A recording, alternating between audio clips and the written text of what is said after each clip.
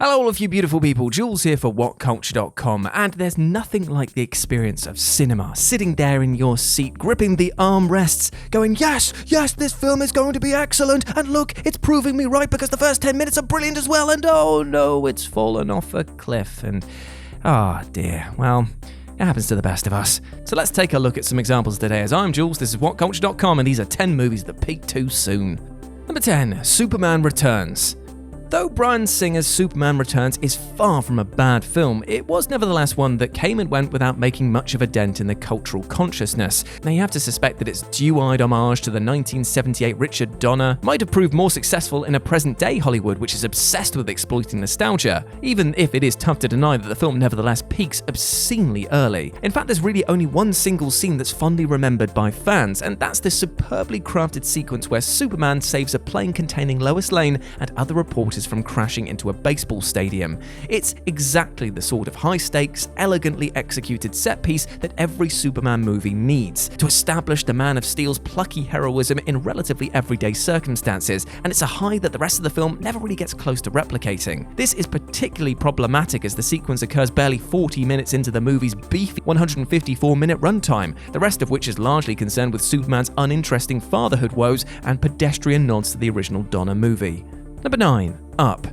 Now, you won't find many people arguing that Pixar's Up is anything less than a very, very, very, very good movie, but it's also fair to say that its opening sequence is so masterfully executed that the rest of the film doesn't even stand a chance of living up to it. The universally acclaimed married life opening montage depicts the love story of protagonist Carl and his eventual wife Ellie. Despite living a rich life together, they're left devastated by Ellie's miscarriage and their constant attempts to save for an adventure being derailed by unexpected life expenses. And to top it all off, just as they finally planned their journey in old age, Ellie falls ill and dies. The montage's largely wordless presentation and the universality of its emotions allowed it to become a pop culture phenomenon in its own right. Hell, it even has its own Wikipedia page. And though the rest of Up is a thoroughly charming and heartfelt movie, it still pales somewhat compared to that heart-swelling, almost impossibly brilliant opening 11 minutes. Audiences naturally hope for the movie to get to that level again, but it never does.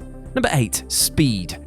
Right, Speed is unquestionably one of the most exceptionally crafted action films of the entire 1990s. An expertly assembled high-concept action flick that delivers 91 minutes of gut-wrenching suspense as cop Jack scrambles to rescue a bus full of commuters placed in explosive peril by terrorist Howard Payne. So Jack saves the passengers and manages to get himself and passenger/love interest Annie off the bus moments before it explodes, in what feels like a fittingly cathartic ending for the movie. But because Fox clearly felt that the film needed to end with a little more oomph, they insisted that it continue on for another 25 minutes, where Payne kidnaps Annie and a second climax takes place on a subway train. Now, this isn't to say that the extended finale is bad by any means, simply that it's completely unnecessary in a film that touts such an elegantly stripped down premise. Once the bus explodes, the story should have been over, and Payne still being on the loose would have left the door open for a more compelling sequel than, Cruise Control, but studio meddlers clearly thought otherwise. Number 7. Mission Impossible Ghost Protocol. Mission Impossible Ghost Protocol is largely accepted to be the turning point for the spy franchise, where it transformed from a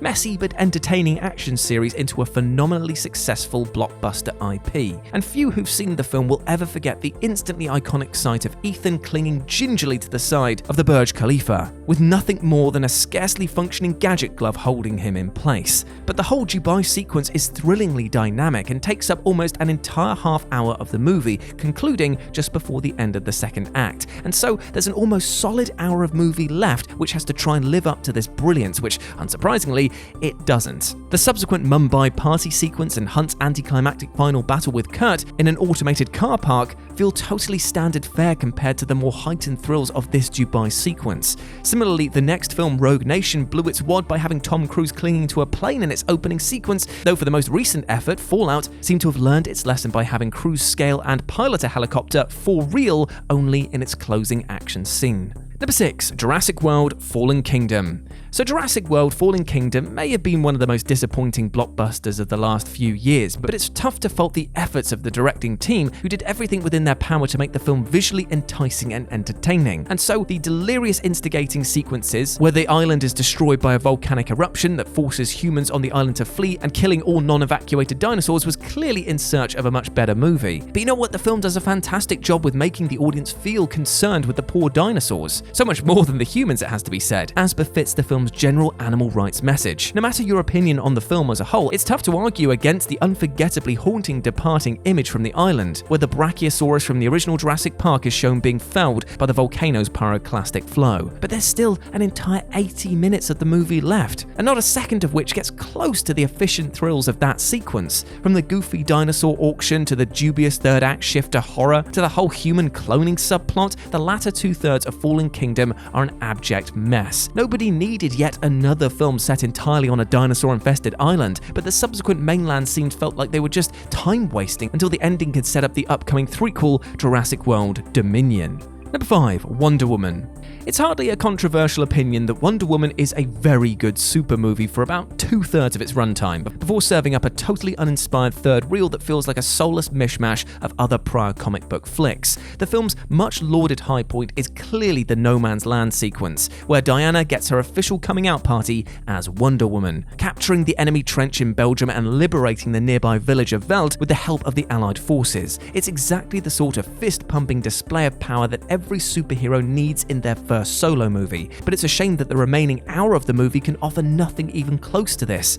We get a mediocre false climax against General Ludendorff, and a hideous CGI-fueled second one with Ares, both of which tick every generic superhero movie box along the way. But I tell you, that one sequence in No Man's Land, that is pure chef kiss. Number 4. Spectre.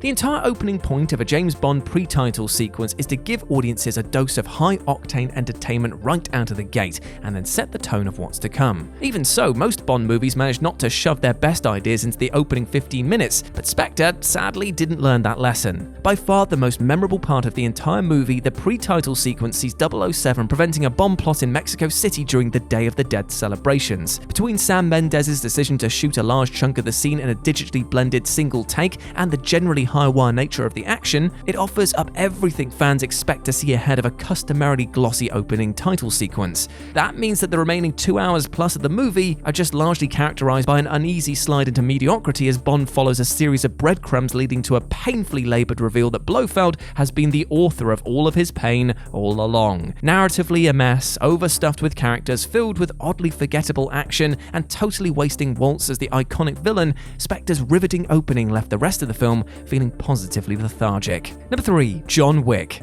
John Wick is surely one of the most surprising movies of the entire decade, taking a groan-worthy revenge film premise and elevating it courtesy of surprisingly robust world-building and thrilling action sequence. The film's gonzo high point is undeniably the mayhem at the Red Circle, where John shoots and fights his way through the nightclub in search of the pissant gangster who killed his dog and stole his car. The sequence, which occurs right in the middle of the movie, is a cathartic orgy of violence, and by far the film's best showcase for his skills.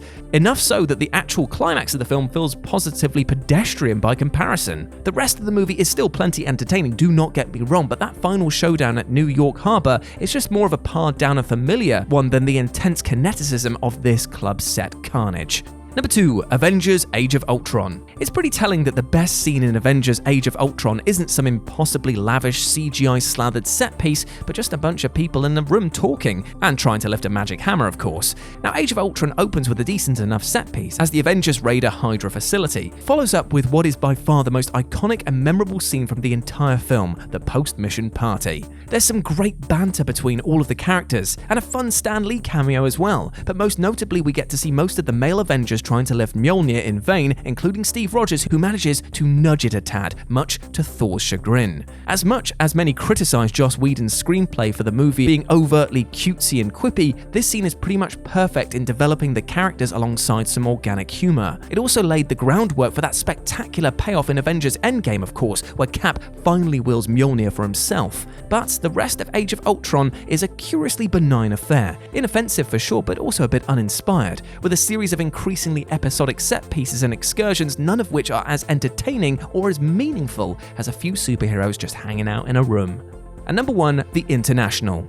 Now, don't feel too bad if you don't remember this 2009 action thriller, which was indeed a serviceable yet largely forgettable star vehicle for the criminally underappreciated Clive Owen. Owen stars as Louis, an Interpol agent who finds himself investigating a far-reaching banking corruption scheme, and at the end of the second act, the trail leads him to New York's Guggenheim Museum, where he's suddenly fired upon by a fleet of assassins. The 6-minute sequence, impeccably filmed inside an absurdly convincing purpose-built replica of the museum's interior, is so thrilling and suspenseful that you're left to wonder why they didn't just stage the finale here. Instead, the audience is left to decompress for a mostly action-devoid third act. It would have made sense for the bulk of the movie to have built slowly to this cathartic explosion of violence at the film's end, rather than dish up this glorious set piece mid-movie and leave audiences expecting more like it. And there we go, my friends. Those were 10 movies that peaked too soon. I hope that you enjoyed that, and please let me know what you thought about it down in the comments section below.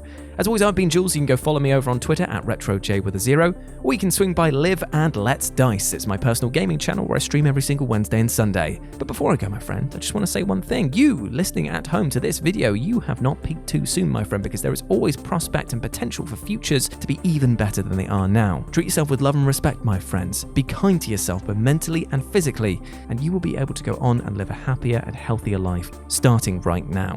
Big love from me to you, my friend. Now go out there and absolutely smash it.